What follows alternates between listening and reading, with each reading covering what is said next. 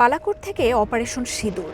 ভারতের সাম্প্রতিক অভিযানে চোখে পড়েছে ইসরায়েল অস্ত্র প্রযুক্তির নির্ভরতা।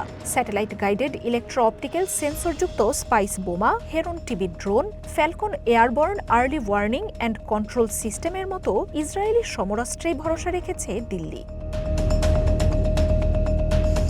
এবার সামরিক ক্ষেত্রে দ্বিপাক্ষিক সহযোগিতা নতুন মাত্রা পেতে চলেছে আকাশ প্রতিরক্ষায়। যৌথ উদ্যোগে অত্যাধুনিক অস্ত্র এবং সামরিক সরঞ্জাম উৎপাদনের উদ্দেশ্যে নয়াদিল্লি তেল আবিব নতুন চুক্তি করতে যাচ্ছে, এমন তথ্য উঠে এসেছে ভারতীয় গণমাধ্যমগুলোতে। সেই সমঝোতারই অন্যতম অংশ ব্যালিস্টিক ক্ষেপণাস্ত্র প্রতিরোধ ব্যবস্থা। এছাড়াও রয়েছে লেজার অস্ত্র এবং দূরপাল্লার স্ট্যান্ড অফ ক্ষেপণাস্ত্র ড্রোনের যৌথ উৎপাদন। বুধবার 2 দিনের সফরে তেল আবিবে যাচ্ছেন ভারতের প্রধানমন্ত্রী নরেন্দ্র মোদী। কৌশলগত সম্পর্ক, প্রতিরক্ষা, কৃষি ও সন্ত্রাস মোকাবিলায় সমন্বয় জোরদার করতে একাধিক দ্বিপাক্ষিক চুক্তি সই হবে এই সফরে। তার মধ্যে সবচেয়ে গুরুত্ব পাবে আকাশ প্রতিরক্ষা বিষয়ক সমঝোতা। যুদ্ধবিমান, ড্রোন ও ক্ষেপণাস্ত্রের আক্রমণের বিরুদ্ধে ইসরায়েলি বাহিনী মূলত 3 ধরনের আকাশ প্রতিরক্ষা ব্যবহার করে: আয়রন ডোম, ডেভিড স্লিং এবং অ্যারো। এছাড়াও রয়েছে আমেরিকার থার্ড প্রতিরক্ষা ব্যবস্থা। ভারতীয় গণমাধ্যমগুলো বলছে, থার্ডের বিকল্প হিসেবে রাশিয়ায় তৈরি S-400 রয়েছে ভারতের হাতে।